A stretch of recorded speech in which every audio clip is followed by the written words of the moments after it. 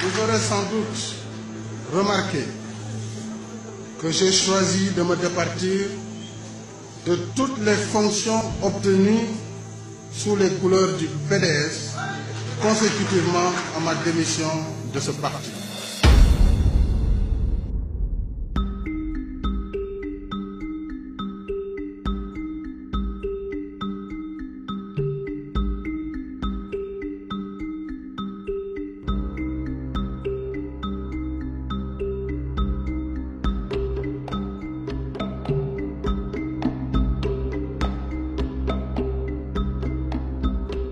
C'est en 1924, dans le Nolomadi Funaibé, village perdu entre les terres du Djeri et du Waalo, situé dans la communauté rurale de Nabadji-Avol dans le département de Matam, qu'est né Amadou Abdoul Sall. En 1948, ce travailleur infatigable décide de quitter son village natal pour s'installer à Fatick. Il travailla comme manœuvre dans la fonction publique, puis comme gardien entre autres petits métiers, afin de subvenir aux besoins de la famille qu'il venait de fonder en 1955 avec une cousine lointaine du nom de Kumbatimbo, originaire de Ngidilone, un village situé à quelques 40 km de Matam. Ils vécurent dans la plus grande modestie et dans la dignité, s'épaulant l'un l'autre afin de joindre les deux bouts. Kumbatimbo, rompu à la tâche, s'occupe de la gestion de la famille, tandis qu'Amadou Abdoul Sall, parallèlement à son travail, mène des activités politiques en soutien de son ami et député maire de Fatick, Macky Gassama. Macky yaayam mu ngi jóge Fouta en 55 la sëy si fii Fatick, xale bu yaru, xale bu dégg ndigal, ñu nekk ak moom ba mu taawlu muy Rokhaya Sall. C'est dans cette ambiance qu'est né le 11 décembre 1961, un an après les indépendances, Macky Sall, deuxième de ce qui deviendra une fratrie de 5 enfants. Kër gi takkoo kër sœur fa la Macky Sall juddoo 61 la Macky juddu mois de décembre le 11 décembre te la juddu ba muy juddu yaayam dem na marché togg na añ togg na reer ñu reer ba kenn ku nekk tëdd ci néegam bu ñu xëyee ci suba nag ñu naaje koo gis ñee nañu ko seeti comme jigéen ñi wérul la woon naka la ñuy jublu ci néeg bi rek fekk doom ji di jooy booba am na doom bu yàgg.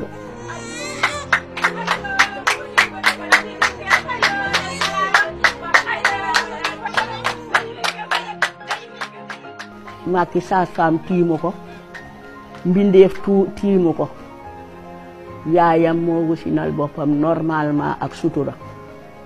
li ma remarqué ci Macky xamoon ne dina nekk dara mooy fekk na fi benn nijaayu borom kër gi mooy turandoom ñu naan ko Macky Chérif kooku góor gu tàng la woon.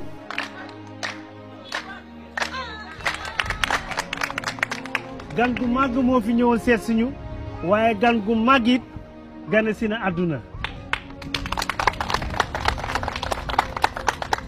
alhamdulilah gan gi góor la gan gi nag Macky mii laa ko tuddee.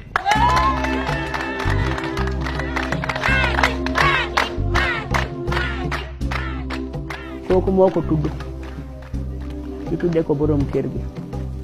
Macky passera une enfance calme et paisible entre l'école coranique, les jeux et la vie familiale jusqu'en 1967, année où son père, affecté à Foundiougne, dut quitter la ville de Fatick. Papaam affectation borom kër gi dafa seet ne Foundiougne moo gënoon a yomb su ko defee dina mun di dajale ba sampu kër. C'est dans cette localité, plus précisément dans le quartier Socé, que le jeune Macky entame ses études primaires, à l'école Tafsir Morboué. Court épisode avant que la famille ne retourne à Fatick en 1974 dans le quartier Polga. Macky continue ses études à l'école Moustapha Baydiba où il obtint son certificat d'études primaires et élémentaires. bi nga xam ne dem na ba am entrée sixième dafa wax ne sax école ministère la bëgg a def te boobu 12 ans la am. papam ba mu ñibbisee Fatick boobu maa ngi Foundiougne maa ko jàngal mbéy. su école fermé woon rek dafay wax ne man kat moo tàggoo yaayam ak papam mu ne damay dem Foundiougne damay béy suma la jaay. Effectivement, il était très proche de son oncle jege woon na nijaayam trop sax déggal ko parce que c'était une même famille parce que nijaayam ak yaayam ak ñoom ñoo dekkoon benn kër gi presque seen kër ya taxaloo woon donc autant ni ko papaam ak yaayam doon yare noonu la ko nijaayam aussi doon yare. mosuma sentir pression parents yi ci kaw Macky sama nijaay daal laa gis ne moom moo doon gën a am contrainte en terme de dem leen tool yëkkati lii defal lii mais ñun suñuy parents proprement parler dañu éduquer ci liberté parce que ki nga xam ne li nga koy yaree moom mu ngi ci déjà parce que bu dee jàng mu ngi jàng joxe ci exemple déjà bi muy jàng mu ngi jéem bu école tëjee dafay proposer wu boppam comme pointeur ci toolu ceeb yi dans le Saloum parce que temps yooyu bu campagne yu ceeb jotoon dañ doon envoyé ay tracteurs dans le Saloum mais tracteurs yi am na ñu ko doon dawal waaye amoon na ay pointeurs parce que tracteurs yi ñu doon loué la moom déjà hivernage da doon dem nekk fa pointeur bu nawet bi jeexee ak ubbite école am yëpp ak même suma bos moo ko doon financé parce que xam nga am nga doom boo xam ne mu ngi jàng déggoo ko ci ay histoire déggoo ko ci lu bon dafay raar sax ay occasion yoo xam da ngay am pour def ko pression donc daf ñu éduquer par exemple. Macky di jàng ba njàngam paase Fatick ñu war a dem Kaolack. Ainsi commença une longue série de réussites scolaires pour Macky qui décroche son BFM au collège de Fatick, puis 3 années plus tard, son baccalauréat en série C au lycée Gaston Berger. On avait tout sacrifié, les loisirs, les plaisirs pour njàng mi pratiquement année bi yëpp dañ daan jàng muy samedi muy dimanche muy ngoon muy guddi muy yëpp amuñu woon daal beneen truc de sorte que pratiquement bi ñu def bac ñëpp am bac. Connu pour son pacifisme, son sens élevé du travail et sa bonne éducation, il n'en demeure pas moins que le jeune adolescent présentait déjà, à cette époque, des signes de leadership et un engagement certain pour la vie associative, sportive et surtout politique. Tout ce qui est encadrement, organiser nit ñi, boole leen, dajale leen, tout ce qui est administratif, loolu la doon gën a toppatoo ak sama mag. ñu ngi bokkoon ci benn association bu tudd Lamtoro. ci dirigeant yi la bokkoon donc taxawaayu dirigeant encadré xale yi. impliqué woon na lool ci mouvement nawetaan ba moo ak ay moromam sax créé woon nañ benn ASC bu tudd ASC Diso. boobu ñoom dañu beddeeku Lamtoro parce que xam naa ne temps yooyu ñàkkuloon ay friction biir Lamtoro ñoom ñu génn daal di créé ASC Diso. pour wane ne nitu jàmm la bi ñu demee bay xeex ba am ay kii saaga ñun ñoom ñu nekk sunu mag ñu ne noonu nañu dem créer beneen association nga xamante ne ñun danañ ci mën a retrouver wu. parce que aussi nitu jàmm la quoi. mais ay moromam dañ ko mos a respecté ay féewaloo ak ay histoire mosu ci nekk un belligérant parce que nit ñi doon nañ am toujours ci moom kersa même ñu ko gën a mag. En effet, en marge de son implication dans les Navétanes, il fréquente le mouvement politique dénommé Maoïste, un engagement politique qui sera plus accru dès les premières années à l'université. xam nga ñun ñëpp on a été un peu influencé par un de nos oncles Abdou Samba Ndiaye parce que dafa nekkoon militant de gauche. waaye moom dafa ñëw université rek am beneen orientation. Très rapidement il a plus été un leader étudiant qu'un leader politique donc dugg li ñuy wax coordination des étudiants de Dakar nekk dirigeant amical faculté des sciences nekk à la tête des mouvements revendicatifs. Ce brillant étudiant, modèle et travailleur, participe activement à la vie sociopolitique et au mouvement estudiantin. Ce qui a surtout motivé l'engagement politique de ce scientifique reste la lutte contre les injustices. Macky scientifique la boo xam ne bii écoute bon il a pris ses études très au sérieux li ñu daan wax carrière au-delà du fait que il avait une vie étudiante syndicale dafa daan jàng dañu élevé wu pour décider que il y a des choses qui devaient changer en faculté de sciences. li ko waraloon mooy doyen boo xam ne du fa jógee jamais. Il a donc fait partie, n'est-ce pas, d'un groupe de gens yoo xam ne dañu décider encourager candidature beneen professeur. dañu la caricaturé woon comme des étudiants politiciens parce que ñoo daan nekk ci commission sociale des étudiants ñoo daan nekk assemblée de faculté yi ñoo lañ daan gis ñuy dugg di génn. Macky intègre le mouvement marxiste-léniniste Anti-Jëf auprès de Landing Savané. Mais quelques années plus tard, ne partageant plus certaines idées et stratégies du parti, notamment le boycott du scrutin de 1983, Macky s'en éloigne. Pragmatisme boobu mu amoon ak conscience boobu mu amoon tax na mu teel a détaché wu un peu des mouvements de gauche qui, il faut le dire, étaient un peu plus radicaux. Donc loolu ubbil ko bunt de sa proximité avec le PDS. En 1987, il rejoint le Parti démocratique sénégalais de Maître Abdoulaye Wade, figure emblématique de l'opposition d'alors. Lorsque nous étions dans l'opposition, nous avons détecté un intellectuel bardé de diplômes, en l'occurrence l'actuel médiateur de la République, Maître Alioune Badara Cissé. Lorsque nous l'avons présenté à Abdoulaye Wade et qu'il a adhéré chez nous, la dimension de son intellectualisme l'a conduit à tenir une conférence. Lors des interventions, un jeune homme répondant au nom de Macky Sall a été appelé parce qu'il s'était fait inscrire. Après sa brillante intervention, Maître Abdoulaye Wade l'a appelé. Il dit: jeune homme, vous, comment vous appelez? Il dit: moi je m'appelle Macky Sall. Vous êtes du PDS? Il dit: non, j'étais de AJ. Mes études ne me le permettent plus, je n'ai plus le temps. Abdoulaye Wade a dit: je souhaite que des jeunes comme toi entrent dans le parti. Si par la grâce de Dieu nous accédons au pouvoir et que nous n'avons pas des cadres d'une dimension comme toi, il nous sera difficile de gérer ce pays. Et c'est également en cette même année que Macky décroche son diplôme d'ingénieur et s'envole pour Paris, afin de compléter sa formation à l'École nationale supérieure du pétrole et des moteurs de l'Institut français du pétrole. Ce passage sera sanctionné par un diplôme de spécialisation en géophysique. De retour au Sénégal, Macky fera un bref passage aux industries chimiques du Sénégal, avant d'être recruté en 1991 par la Société des pétroles du Sénégal, Petrosen, en tant que chef de division banque de données. Je rappelle qu'une fois, le président Wade nous avait demandé ah tiens, moi j'ai des cadres parfumés, vraiment, parce qu'en fait on était toujours en cravate et ainsi de suite, rarement en tenue de combat. Nous étions tous, ils nous disaient que nous étions parfumés. Et un beau jour, ils nous demandent ouais, mais il n'y a personne pour afficher. Alors on a pris le soin d'y aller ce jour-là. Il y avait Macky Sall, Kader Sow, Ousmane Masseck Ndiaye et beaucoup d'autres. On est parti, il faisait 1h du matin. Arrivé au niveau de l'ancienne radio en ville, à l'avenue de la République, ils étaient en train d'afficher et 4x4 s'arrête devant nous. Et tout de suite, les gens sortent des coupes-coupes, des nunchakus, des trucs comme ça. Mais nous avons fui ensemble.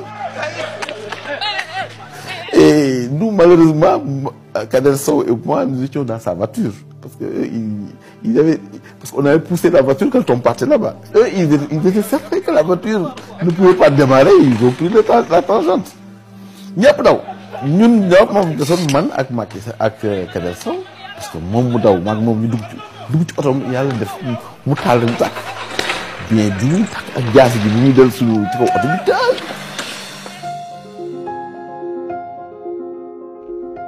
Et c'est au cours d'une mission à Diourbel, en cette même année, que Macky rencontre Marième Faye.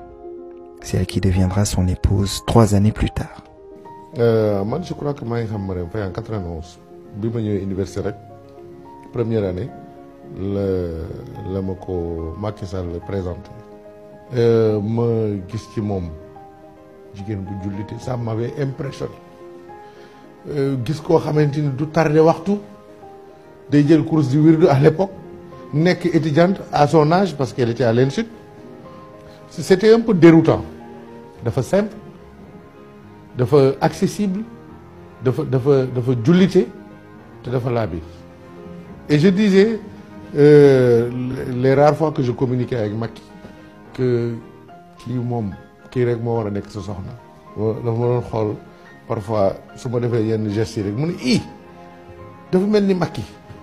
Ma ne ko yow da nga defe ne Macky Sall xanaa moom mooy lépp. Les témoignages sont unanimes sur cette dame quant à sa simplicité, son dévouement pour la famille et surtout sa ferveur. Elle a aussi beaucoup contribué ci cursusu Macky. loo wax Marème mu ne man bëgguma dara na Macky réussir rek loolu c'est important te loolu dafa refléter lu bari Marème dafa góorgóorlu trop ci carrière u jëkkëram. na mu engagé woon ci wetu jëkkëram ba dara dul dara noonu rek la engagé léegi ci wetu jëkkëram bi nga xam ne léegi jëkkëram président de la République la. Depuis boobu temps ba tey defe naa ne mosul am beneen soxla bu dul Macky Sall amul sax defe naa beneen xarit bu dul Macky Sall. Cette femme soutient jusqu'à la dernière énergie son mari qui s'investit corps et âme au sein du Parti démocratique sénégalais. Président de la cellule Initiative et Stratégie, il se fait remarquer au fil des années par son engagement et sa constance. Il deviendra, quelques années plus tard, président des cadres de ce parti et battra campagne auprès de son mentor jusqu'à l'avènement de la première alternance en 2000. Mais contre toute attente, malgré sa détermination, son engagement eut égard de tout le travail abattu pour faire élire Abdoulaye Wade. Macky ne fera pas partie du gouvernement de ce dernier. Une nouvelle qu'il prend avec beaucoup de philosophie et de sérénité, ce qui ne fut pas de l'avis de ses proches. Macky, mën naa wax ne moo liggéey architecture gouvernement Abdoulaye Wade bu njëkk kenn amul woon xel ñaar ne Macky dina dugg ci gouvernement. On regardait la télé, on appelait les gens les uns après les autres. C'est certain que nous ne connaissions même pas, nous qui avons fait les 26 ans d'opposition, avec combien de fois la prison. On bi ñu annoncé gouvernement bi A ba Z kenn déggu ci turu président Macky, il y avait autour de lui de la déception. Et on le lui avait promis. Man maa ngi woon sama nekk di déglu à la radio j'entendais que waa Fatick ils manifestaient leur mécontentement parce que seen leader local ñun suñu leader national kenn falu ko woon. boobu maa ngi buntu kër Moustapha Niasse en tant que journaliste Moustapha Niasse nekk premier ministre ñuy woo gars yi di leen nommer mais mën naa la wax ne benn seconde sax wala benn yoon Macky woowuma sax pour xam lu xew foofu. man ko fekk donc mu ngi toog ci man ko amee mbër la xew kese ba. góor gi nan la mun a taxawalee gouvernement ba pare ak li ñu ko liggéeyal yëpp te dugalu la si liste bi. gis nga de. ni nga ko déggee noonu laa ko déggee. pare que waa Fatick ñu ngi manifesté wu soo ñoom ñëpp dëkk bi yëpp génn nañ di manifesté wu. oui. mais. def na li daal xelam. non mais non loolu mënul nekk nag. dañu nekk ci liggéey bi rek jéem a remobiliser cadre yi. da ngay liggéey ba bëgg a dee liggéey ba yegg si fii nii mu demee nii non. fan nga jëm ni non toogal xaar rek toogal rek. C'était dur à encaisser parce que defoon nañu loo xamee ni engagé woon nañu engagement boo xamee ni amoon nañu compétence yoo xamee ni waroon nañu mën a bokk ci pour premier gouvernement boobu.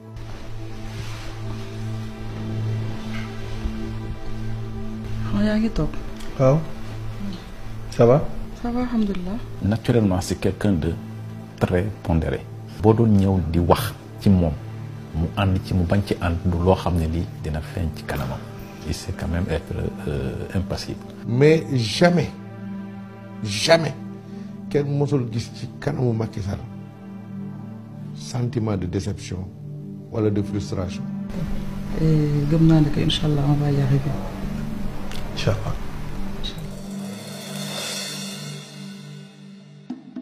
Mais comme le dit l'adage, tout vient à point à qui sait attendre. Abdoulaye Wade, reconnaissant à l'endroit de Macky, le nomme au poste de directeur général de Petrosen.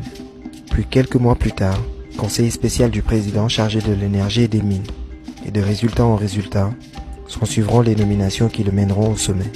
Ainsi, de mai 2001 à août 2003, il est nommé ministre de l'énergie, des mines et de l'hydraulique. Parallèlement, il est élu maire de Fatick lors des élections locales de 2002.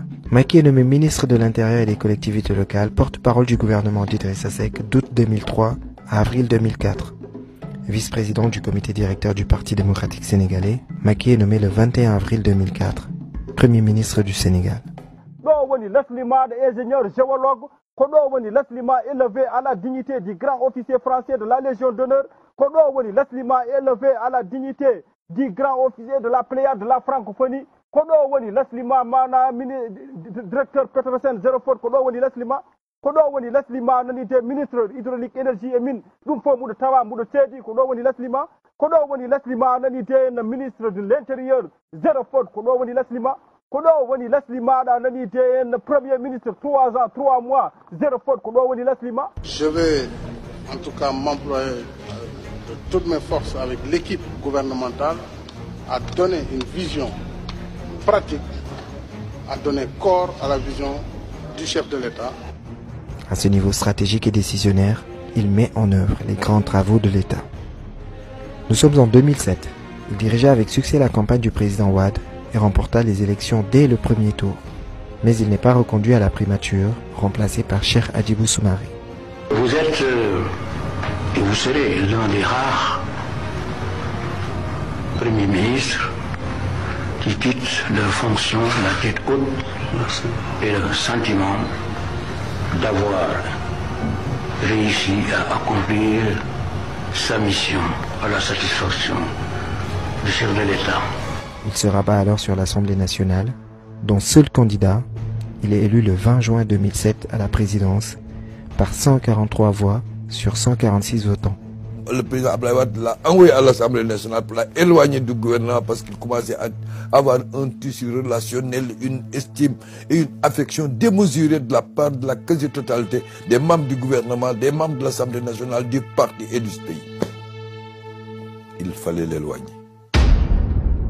En novembre 2008, au lendemain du sommet de l'OCI, dont Karim Wade, fils du président et ministre à l'époque, était en charge de l'organisation, les relations commencèrent à s'effriter entre Macky Sall et Maître Wade.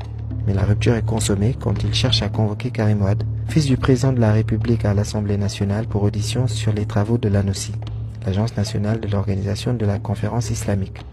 Le président Abdoulaye Wade lui a demandé de lui remettre la fonction de président de l'Assemblée nationale. Il y avait un complot, il le laissait faire, il voulait que l'initiative vienne d'eux. Face à son refus de démissionner de ses fonctions, son poste de numéro 2 du parti est supprimé, le mandat de l'Assemblée nationale réduit de 5 à 1 an, et il est accusé de blanchiment d'argent, dossier pour lequel il obtient un non-lieu. On a été dire à Abdoulaye Wade que Macky Sall a convoqué votre fils, il veut l'humilier, il veut le pitié, etc.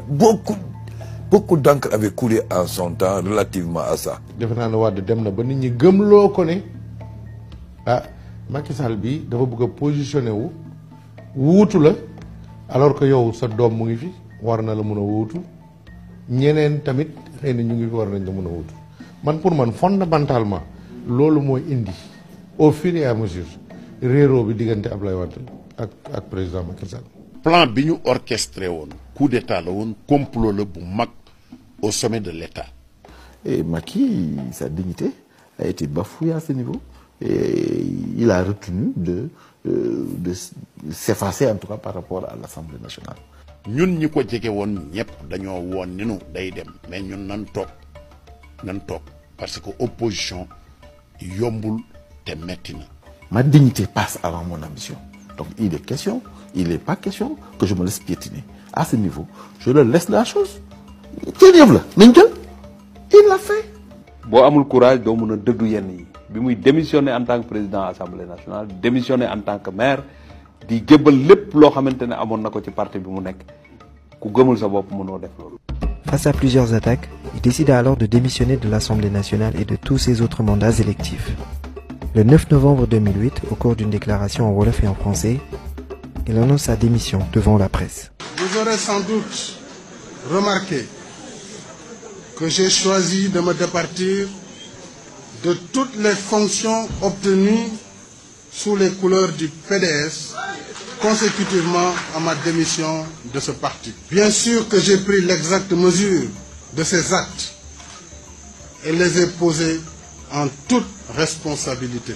Et dans la même année, le 1er décembre 2008, il crée avec une trentaine de cadres du Parti démocratique sénégalais le parti politique Alliance pour la République, qui lors des élections locales du 22 mars 2009 a remporté toutes les localités de Fatick, son fief, la ville de Gossas, 12 collectivités locales au nord du pays, 3 au sud, aussi toutes les grandes villes du pays dans le cadre d'une coalition formée avec les autres partis membres de Benno Siggil Sénégal. Bi muy laata créer son parti dama ñëwaat tamit vacances ñëw toog mu ne ma dinaa créer suma parti ma ne ko président doo noppale ko mu ne ma déedéet rôle maa ngi jógee directeur dem nekk ministre conseiller jóge fa nekk ministre de l'intérieur jóge fa nekk premier ministre jóge fa nekk président assemblée nationale lan moo ma dese te je suis jeune ma ne ko xanaa fauteuil bi rek mu ne bon dinaa ko ñefe ji. fii moo nekkoon siège bi ba mu jugee parti démocratique sénégalais bureau bi ngeen gis fekk fauteuil yeeg armoire bi fauteuil yooyu ngeen toog amu ci dara loo xam ni changé naa ko. ñii dañu jaay seen fas ci ay baykat ñi jaay seen kër am na ci ñoo xam ni même ay entrepreneur lañu doon liggéey ak nguur gi ca jamono yooyu bi ñu leeralee ni que ni dañu ànd ak Macky Sall la ñu doon coupé woon seen contrat yépp ñu amoon ci nguur googu. li ci gën a am solo mooy suba suñu xëyee rek daan gis ñoo xam ni mësuñoo def politique waaye li nga xam ni mooy toroxal bi ñu ko bëggoon toroxal lañu bañ ak fi nga xam ni fa la réew mi doon. président Macky Sall bi ñuy wut réew mi xam nga Jalo dafa rëy c'est 8% du territoire national. président Macky Sall dafa doon def tuuru Sénégal donc ci tuuru Sénégal wax dëgg yàlla am na ci une bonne partie nag Jolof la ko parti parce que su ma la waxee ni def na fa au moins fukki yoon ak benn d'abord fii xam nga fii ak Linguère rek boo fa jógee dem waxuma la nga nekk ci biir àll bi fanaan tour bi déjà moom jëlee na ko beaucoup de temps. 1 mois 3 jours yoo xam ne dañ ko nekk ci àll bi def nañ 10 jours département Podor 10 jours Matam 10 jours Kanel 3 jours Tamba doog a ñibbi si Dakar. maa ngi rappelé wu Abdoulaye Daouda Diallo bi ñuy nekk état bu Podor. nanguwuñu ko woon may permission pour mu dem tourner mais da doon xëy liggéey ba 13h su wàccee mu taal otom fekk ji ñu Podor nekk ak ñun ba 2h du matin 4h du matin ñëwaat liggéey si Dakar su dul samedi ak dimanche. Avec en ligne de mire l'élection présidentielle sénégalaise de 2012, il sillonne les campagnes sénégalaises et va à la rencontre de la diaspora dans les grandes villes mondiales. En 2010, un sondage en vue de la présidentielle le place en tête à Dakar et à Fatick, sa région d'origine. Candidat de la coalition Macky 2012, il mène campagne à travers le pays sans couper les ponts avec le mouvement d'opposition du 23 juin M23, qui lui se contente de manifester à Dakar en faveur de l'invalidation de la candidature d'Abdoulaye Wade à un 3e mandat. Tant que le président sortant Abdoulaye Wade persiste dans sa volonté de vouloir briguer un 3e mandat, bien entendu, le pays sera bloqué. Accueilli par les acclamations de ses partisans, Sall a de son côté voté dans une école de la ville de Fatick et a salué la mobilisation des Sénégalais. Macky va gagner. Vous avez dit vous-même qu'il y a trop de monde. Il arrive en 2e position du premier tour avec 26,58% des voix contre 34,81% au président sortant.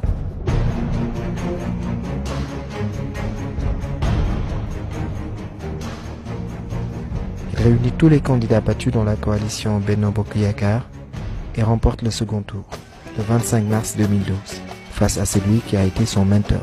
Celui-ci l'appelant le soir même pour le féliciter avant la proclamation officielle des résultats par le Conseil constitutionnel, avec 65,80% des voix contre 34,20% pour le président sortant.